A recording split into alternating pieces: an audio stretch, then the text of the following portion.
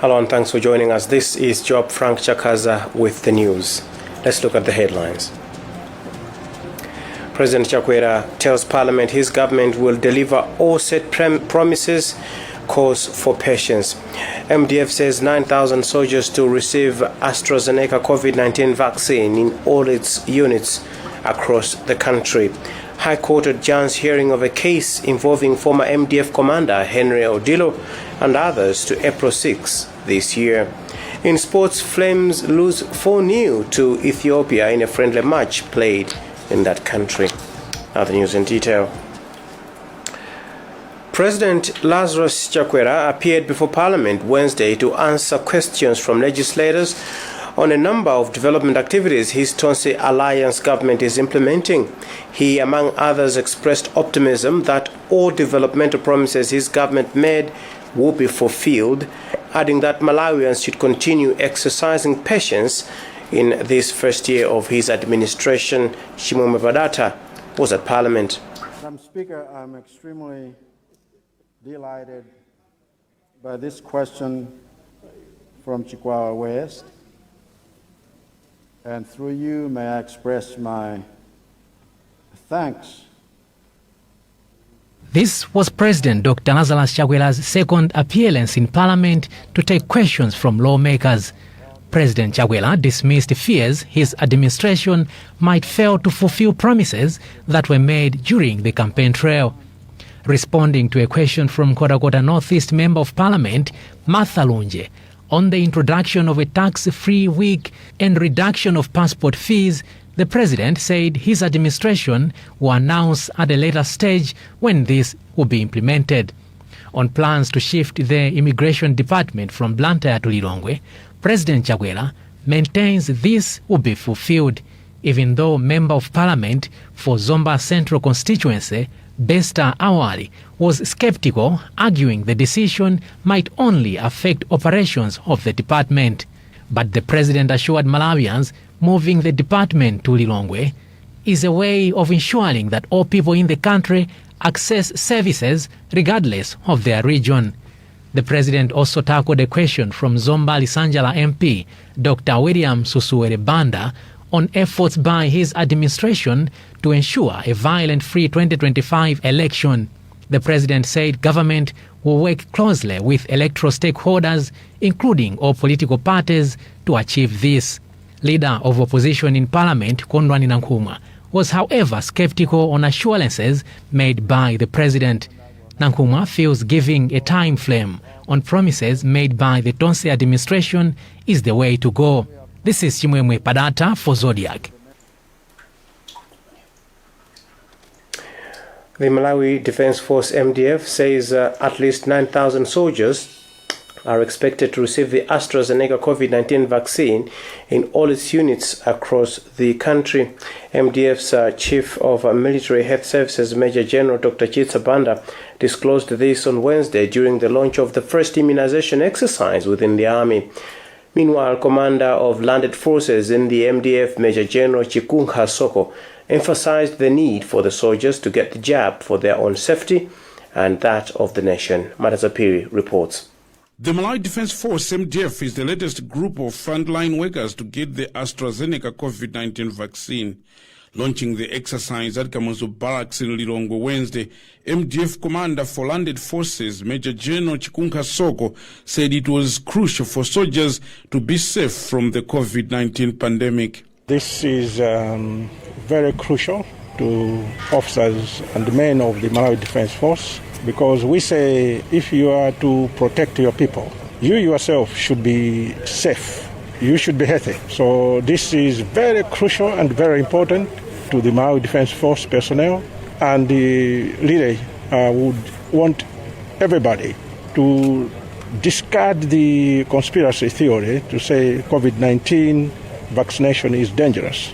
The vaccination exercise in the MDF has started with senior officers, and its Chief of Military Health Services, Major General Dr. Chitsa Banda, says the reason was to inspire confidence in the rest of the soldiers about the safety of the vaccine. The disease, we know it's a pandemic. Soldiers may be hesitant to take the vaccine, and so that is why we have brought in senior officers and officers to actually start taking this vaccine so that they give an example, especially young soldiers who are doubting about taking the vaccine. The COVID-19 vaccination rollout has started with frontline workers, the elderly, and those with underlying health conditions. For Zodiak, this is Madalito Pili reporting. Government has sealed a deal with tobacco buyers on minimum buying prices for tobacco this season as market opening gets closer. However, the minimum price remains under wraps as the two sides are still making some consultations. This year, Malawi has produced 122 million kilograms of tobacco against the demanded 132 million kilograms. Details with Western Kuta. Well, we apologize we're not able to bring you that report for now. On to other news. High Court Judge Dr. Redson Kapindu has adjourned hearing of the case of former Malawi Defense Force Commander Henry Odilo and 3 others to April 6 this year.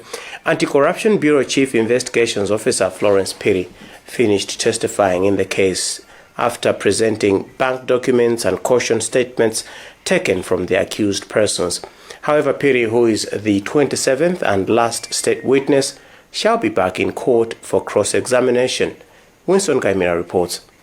High Court Judge Dr. Redson Kapindu continued presiding over the 2.4 billion Kwagwanji case involving former Malawi Defense Force Commander General Henry Odilo, Lieutenant General Clement Kafua, former Accountant General David Kandoje, and Ganizani Kujombo.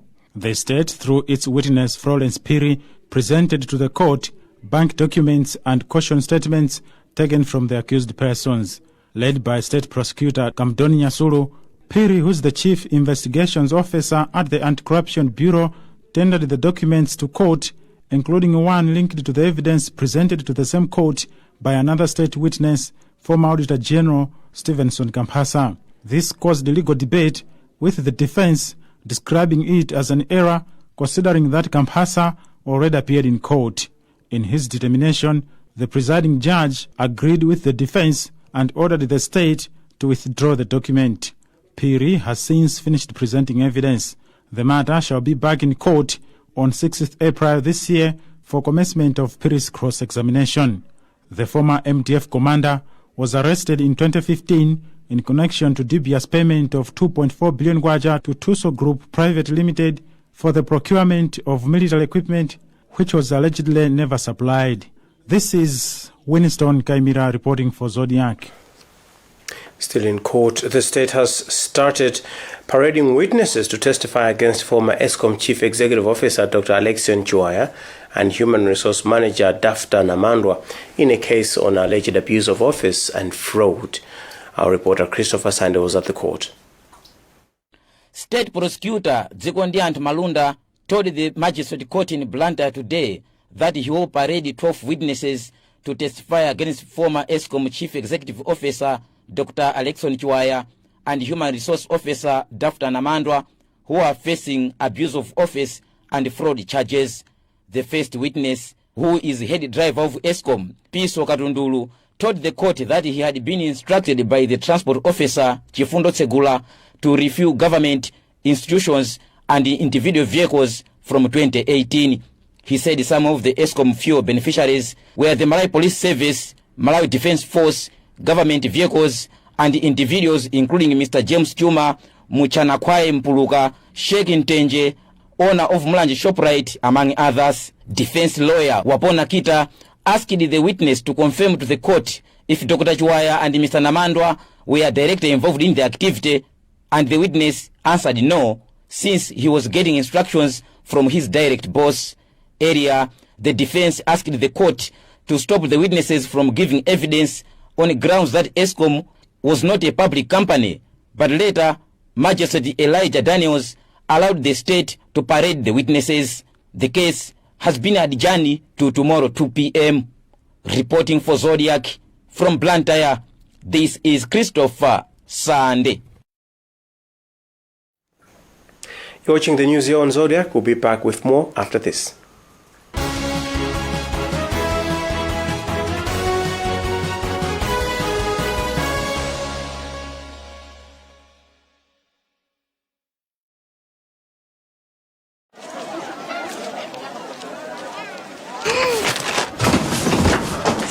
Do your gums hurt? Yeah. Does your toothpaste contain sage, eucalyptus, myrrh, chamomile? All that in one toothpaste? Yes, try Colgate Herbal. Colgate Herbal contains nature's best herbs and Colgate's fluoride technology to give you strong teeth and healthy gums. Ah, Colgate Herbal. Let's go. Colgate Herbal for strong teeth and healthy gums naturally.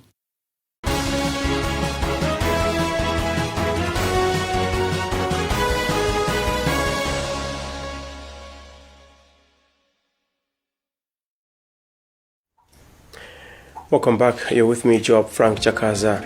Let's look at the headlines as we continue with the news. President Chakwera tells Parliament his government would deliver all set promises. Calls for patience. MDF says 9,000 soldiers to receive AstraZeneca COVID-19 vaccine in all its units across the country. High Court adjourns hearing of a case involving former MDF commander Henry Odilo and others to April this year. In sports, Flames lose 4-0 to Ethiopia in a friendly match played in that country. Now, government says locals living in border areas with Mozambique are safe, despite reports that Islamists in that country are beheading children in Cabo Delgado province, located some 300 meters away from Mangochi district.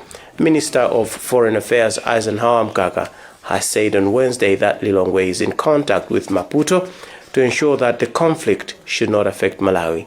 Security expert Sheriff Kaisi has told Zodiak in a separate interview that government should start preparing to protect its people that are in the border areas now. Steve Zimba's farthest report. Insurgents have been terrorizing Mozambique's Cabo Delgado province, located some 300 kilometers away from the country's Mangochi district. International media is reporting that Islamists are beheading children in that province. Minister of Foreign Affairs Eisenhower Mkaka has told Zodiak that government of Malawi is aware of the security developments in Mozambique, but he has assured Malawians in Mangochi of their safety. We've heard about this report where children are being beheaded in Cabo Delgado. The insurgents committing atrocities against the citizens that side. Yes, Cabo Delgado is close to Malawi. It's between 300 and 400 kilometers away from Mangochi. But I would like to assure Malawians that, especially those along the border district of Mangochi, that they are safe. And as a country, we will do our best to make sure that our citizens are safe. Just to say that it is saddening, that it is appalling, it is concerning that people would go to that extent of killing innocent children, and I believe that continental bodies, global bodies will take action on this malpractice. Let me say that we have been in touch with our Mozambican counterparts through our embassy in Maputo. I cannot be talking about the details, but yes, we are in touch with our colleagues in Mozambique. Traditional authorities Jalasi and Makanjira lies in the border areas with Mozambique and Mangochi district. Security expert Sheriff Kaisi has told Zodiak in a separate interview that it is important that government of Malawi should ensure that its citizens are protected. On his return from Mozambique in October last year, President Lazarus Chakwera told journalists at Kamuzu International Airport in Lilongwe that ongoing conflict in the northern part of former Portuguese colony poses a threat to Malawi as a neighboring nation. President Chakwera is also on record to have discussed the security matter with Mozambican President Filipe Nyusi. For Zodiac, this is Steve Zimba. There were running battles between the police and motorcycle taxi operators in Mpemba, Blantyre on Wednesday morning. The operators were protesting against confiscation of motorcycles by police for contravening traffic regulations. Our reporter Alex Panda was there and filed a report. For about 2 hours here in Mpemba, police were in running battles with motorcycle taxi operators that one of them had contravened a traffic regulation and police had confiscated his motorcycle. That led to massive fighting between the two, and later police officers swarmed this place, firing tear gas. As you can see on the floor, several canisters of tear gas was fired. One of the major issues that has affected the community around this area is that the police officers started firing tear gas in residential areas. These residential areas, people have complained, are sick children and the elderly that are suffocating from this tear gas.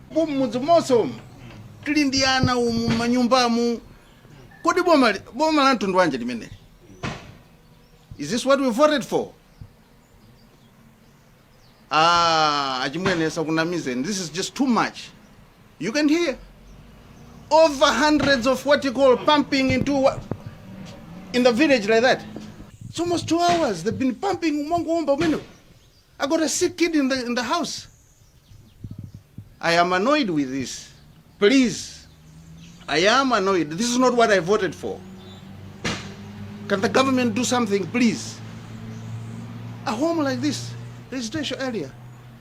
I have a grand Audi who is 100 plus. And now we move on to sports.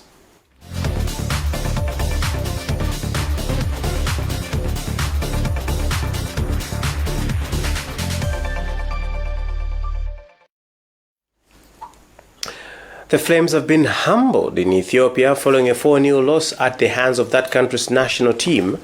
The international friendly match was played at Bahir Dar Stadium as both teams prepared for 2022 AFCON qualifiers next week. After the match, Flames coach Mek Mwase said he noted areas which need rectifying ahead of the AFCON match against South Sudan. Brad Kanyama followed the match and filed this report. In a game monitored online, the Malawi national football team's away winless run continued on Wednesday afternoon as they suffered 6th straight loss against Ethiopia at Bahir Dar Stadium in Ethiopia. The Warriors capitalized on the Flames' poor defending and scored 2 goals in the first half through Mesud Muhammad and Kabede. 2 more goals were scored in the second half through Safayeso Daganene with an outside foot shot from the edge of the box before Abubukeli Masil wrapped up the 4-0 drubbing with a solo effort. Meke Mwase's charges were undone as Ethiopia controlled every aspect of the game. Mwase made several tactical changes and in the process giving debuts to Ikwendeni Hamazis Patrick Banda and Mafko Spoziovu. The Flames coach said he has seen a few areas which needs urgent attention and will be addressed during training sessions as they continue to prepare for AFCON match against South Sudan slated for next week in Sudan.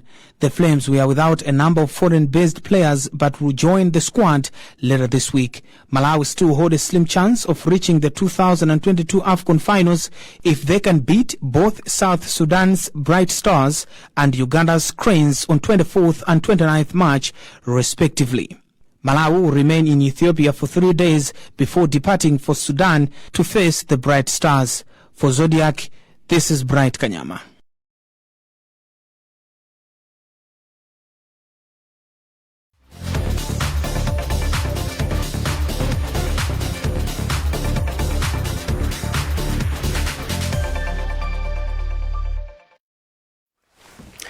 That's it for now. Let's take another look at the headlines before we leave.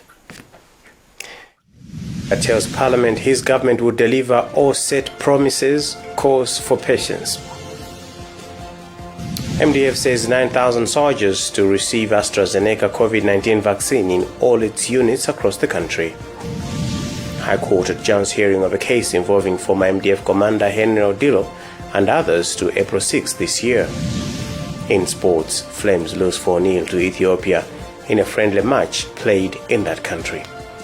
Visit our website, zodiacmalawi.com, for more news. If you are in the target groups for the first phase of the COVID-19 vaccine, please go for a jab without fail. You could save your life and that of others. My name is Frank Chakaza. Thanks for watching.